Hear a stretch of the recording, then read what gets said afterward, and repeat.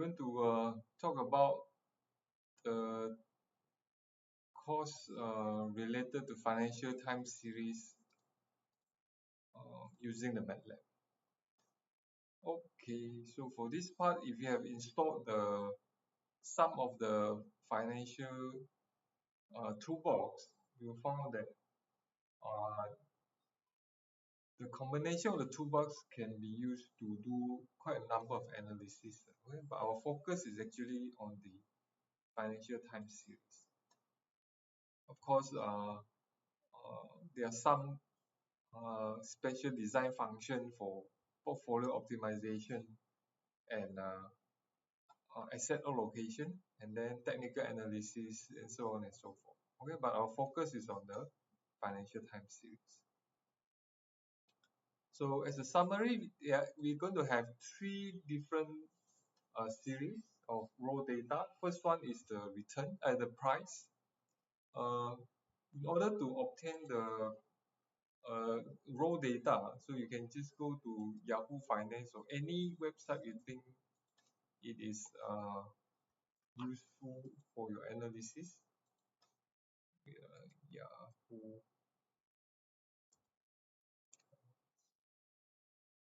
Okay, so under the Yahoo Finance, actually they actually have more than not only the world indexes, the stock indexes, they actually have cryptocurrency, the derivative for futures, and all these are quite useful data for data analysis in financial time series. So for world data, you can use the US S&P 500, Dow Jones Industrial Index, Nasdaq Composite. Then we have in Asia we have FTSE, Bursa Malaysia. And then the European country, you actually have the FTSE 100 from UK, DAX, CAC. In Asia, we have Hang Seng, Straits Time Index from Singapore, Australia or New Zealand, and then South Korea, what else? Mexico, and so on and so forth. Okay, these are all the indexes available. For example, for NYSE, KLCI, you can found that you can actually download the data for under the historical data. So you can find out that you can download, let's say, 5 years historical price for daily data. Okay, then from here you should be able to. So this is the data, this is data you have for past 5 years. Okay, for past 5 years. So we can use this data to do analysis. Okay, for example, normally we use the adjusted close value, right? But sometimes you can use the high, low, or normally open and close can be used as the data analysis. Okay, great. So after that, we can just convert the raw data of the price. Let's say the continuous compounded returns is actually the changes of price. So you can have a, let's say, natural log of today price minus the natural log of yesterday price, right? Or you can just divide this PT over the PT minus 1. So this is a continuous compounded returns. If you want a percentage return, you just times 100. Okay. So also another important series is volatility. So volatility, you can use the proxy. Let's say you can use the absolute returns, or you can use the return square. Okay, return square. So this will be the proxy for the volatility. So volatility basically is useful in risk analysis. Okay. So in this part, we're going to have two models where the returns is using the ARMA, the volatility is using GASH. So this is a combination of ARMA-GASH model. So if gone through all the estimation and diagnostic check, if okay, then we go to application. Normally we go for forecasting and the market risk determination. For example, the value at risk, expected shortfall, normally are the methods to determine the market risk. Okay, so this will be the set of data, raw data we're going to use in the data analysis. So for box thinking methodology, we have three phases. So the first phase is actually identifying the possible model. And of course, we need to, before that, we need to make sure that the data is stationary. Then we can guess the possible models based on ACF and PSCF plot. So in the estimation, after that you go through the diagnostic check. If the data series after the modeling, then we can check whether the serial correlation or the harsh effect has been eliminated. If yes, then we'll pass the diagnostic check. If no, then maybe a new models are needed to fulfill the diagnostic check result. So if yes, we're going to do the forecasting and the risk determination. Okay, so these are the three phases normally people use in the box Jenkins methodology for financial time series. Okay, guys. So the models appropriate for this financial data, most probably only the price might have a trend, a price might have seasonality. Okay, but we talk about, so this is more related to price. Okay, to price. So for autocorrelation or serial correlation is for the returns. Okay, this one is for the returns. So actually all the financial data should have a similar or actually have this particular style effects. Okay, so we're talking about forex, we're talking about commodity, crude oil, stock market, and other commodities. Okay, they should have the serial correlation in return series. So there's a first thing what you can observe from the data is if you're given a data set, let's say this is a return series, return. So return series most probably will be, looks like a random process. If you look at this diagram here, you can't actually find any patterns, trend, seasonality, no, okay? I don't think you can identify any possible trends or patterns. Okay? It's more like a random process.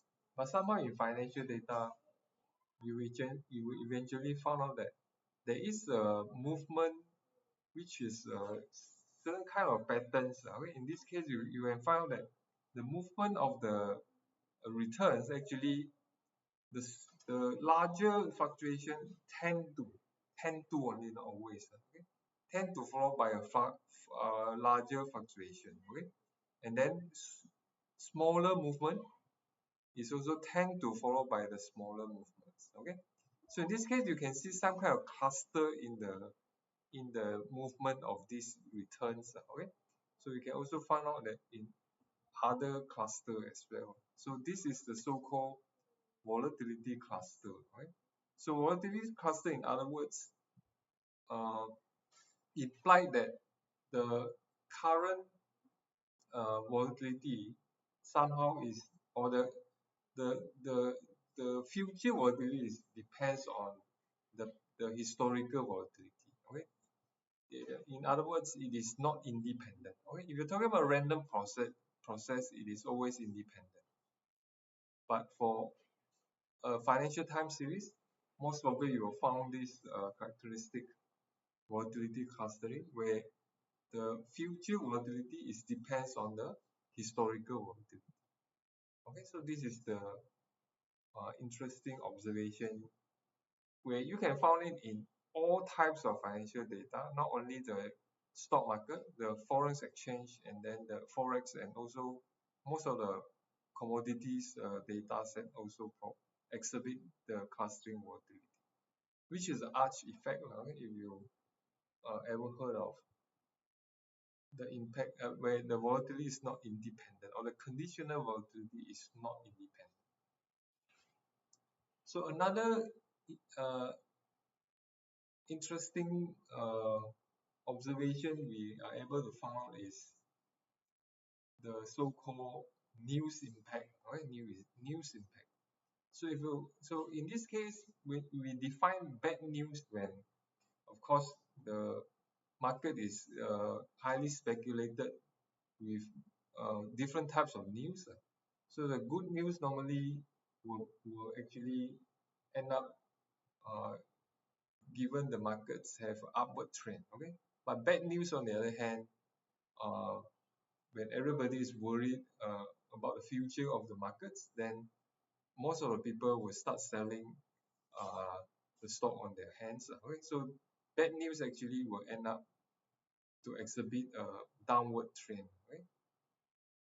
Okay, so if you look at the comparison between the upward and downward trend, good news and bad news, you will actually find out that relatively you can find out that this particular area and this particular movement of the volatility of returns, uh, the bad news actually tend to, or the bad news actually have a stronger volatility as compared to the good news area.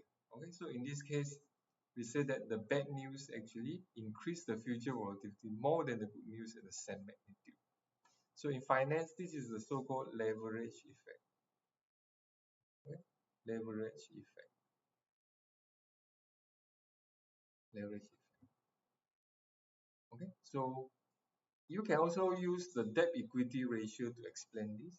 So where if you have a company, you loan the bank, okay, let's say with a debt of 10 million, okay, 10 million, and then let's say your company is actually listed in the financial stock market, so that will determine your equity values, okay, so the market value basically. So if the market value is currently 10 million and then your debt is 10 million, that means your ratio is 1, okay?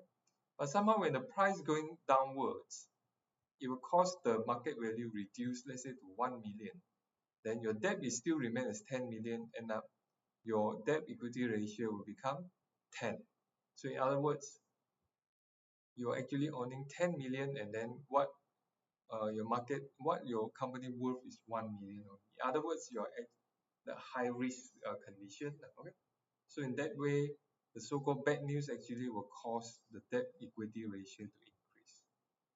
Okay, so these are some of the uh, phenomena or the style effects that you can observe from the markets. Clustering volatility is one of it. The news impact or leverage effect is one. Okay, guys. So this will be the first part of the data set. Okay? So after this, we'll look at some how to deal with or how to deal with raw data. Okay, after this. Okay, guys.